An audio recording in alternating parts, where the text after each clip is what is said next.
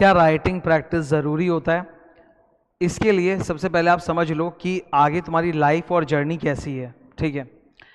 ये आने वाले जो तुम्हारे कुछ साल हैं, अगर तुम एक इंटरमीडिएट के स्टूडेंट हो तो 3-4 साल, और अगर फाइनल के स्टूडेंट हो तो मुश्किल से 1 साल या 2 साल, ठीक है। वंस यू क्वालिफाई और एग्जामिनेशन, तुम बन जाओगे, डिग्री आ जाएगी तुम्हारे पास, तब राइटिंग का काम, मतलब पेन पेपर का काम, आई एम टेलिंग यू, वो 0 के बराबर होगा। बिकॉज सारा काम लैपटॉप पे होता है, सारा काम। तुम किसी भी कॉरपोरेट में काम करो, तुम सीए फर्म में काम करो, तुम अपनी सीए फर्म खोल लो, जो करना है करो, 100% ऑलमोस्ट काम लैपटॉप पे ही होगा।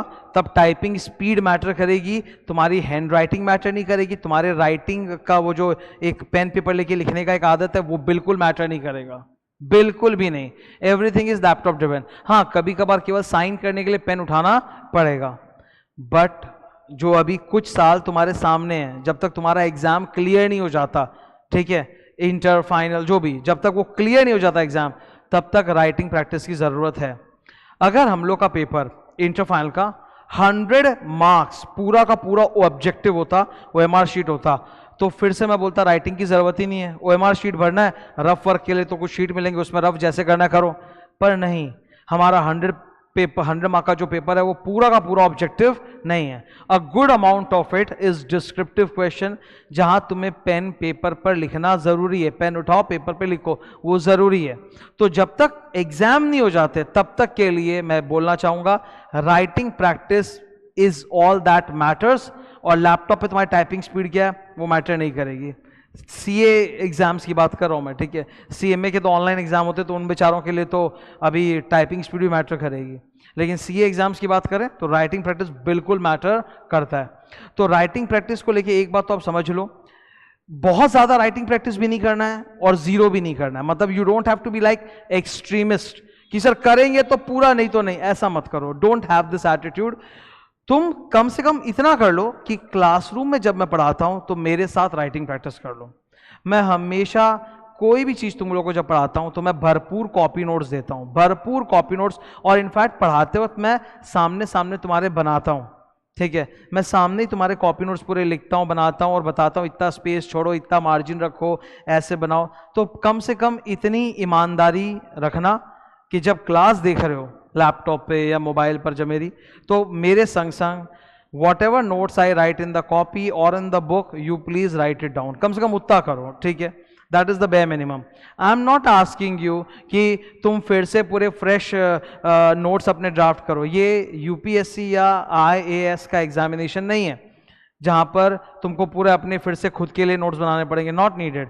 पर इतना राइटिंग प्रैक्टिस होना चाहिए कि भाई थ्योरी का एग्जाम जब हो तो हाथ लिखते वक्त तेज चले, दिमाग तेज चले, माइंड और हैंड का एकदम सॉलिड कोऑर्डिनेशन हो, एकदम स्पीड से लिख पाओ बिना कोई डिस्कंफर्ट के।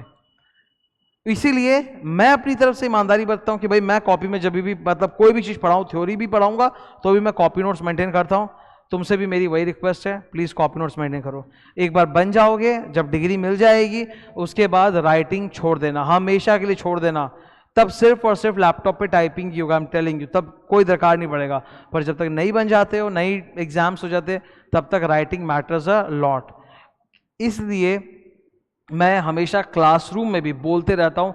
ऑलमोस्ट मेरे 10 to 20% क्लासेस में मैं ये हमेशा बोलता रहता हूँ क्लास के बिगनिंग में, प्लीज़ लिखो, प्लीज़ लिखो, प्लीज़ लिखो, इट इज़ नेसेसरी।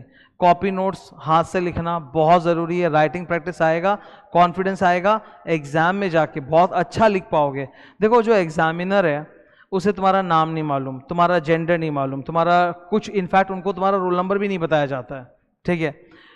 वो सिर्फ एक ही चीज देखता है, तुमने वो जो आंसर शीट बनाकर भरी है इंस्टीट्यूट के पास, जो 36 पेज की होती है, प्लस उसमें 4-4 पेज का अगर तुमने एक्स्ट्रा सप्लीमेंट्स लगाया तो बस उसको वही दिखती है। जो तुम बेसिकली 40 पेजेस का लिख के देते हो, that is all that the examiner looks at, और उसी के बेस में वो जज करता है कि तुम्हारी नॉलेज क्या है। हो सकता है कुछ स्टूडेंट्स की नॉलेज बहुत अपरंपार होती है, पर उनकी राइटिंग में वो नहीं आता है, तो वो जरूरी है ना कि राइटिंग में रिफ्लेक्ट हो। You can make it your strength और you can keep it as your weakness. ये तुम्हारा चॉइस है, ये एकदम चॉइस की बात है, और ये एक दिन में नहीं आएगा। ये शुरू से तुमको एटीट्यूड रखना पड़ेगा कि नहीं भाई, सर पढ़ा रहा है, मेरे को लिख के पढ़ना है, मेरे को लिख के, सर मैडम जो भी पढ़ा रहा है मेरे को लिख के एकदम प्रैक्टिस करना है। तो ये प्रैक्टिस अगर थ्योरी में भी रहेगी ना, सम्स इतना घसते हैं हम लोग, प्रैक्टिकल सब्जेक्ट में एकदम जान लगा देते हैं हर बार सम सम सम सम सम्स। प्रैक्टिकल में भी तो थ्योरी क्वेश्चंस पूछा जाता है, we don't write that, we just do some sums, पर चलो सम्स के बहाने लिखने का एक हो गया।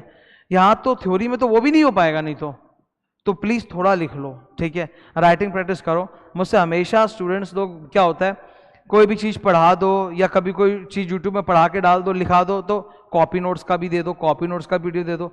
मैं कॉपी नोट्स तुम्हारे लिए बनाया कि तुम्हारी प्रैक्टिस हो। अरे जो भी मुझे कॉपी नोट्स में देना होता है वो बुक में लिखा हूं, my book is always complete. मैं ऐसा नहीं करता कि बुक में से कुछ नहीं लिखूं और वो तुमको अलग से कॉपी में लिख के दूं। Everything I keep in the book also, still I do the copy practice, because copy notes एक तो राइटिंग प्रैक्टिस कराता है तुमको एग्जाम के लिए, दूसरा एग्जाम जब होता है तो क्या है कि कॉपी नोट्स तड़ातर रिवाइज होते हैं, रिवीजन पर्पस के लिए ना, एकदम पता है क्या, वो संजीवनी के बराबर है वो रिवीजन पर्पस के लिए कॉपी नोट्स। तो तुम्हारा एक हाथ खुलता है। इस चीज में ना शॉर्टकट मत मारो, इस चीज में शॉर्टकट मत मारो, वरना बहुत बड़ा नुकसान कर बैठोगे, ठीक है।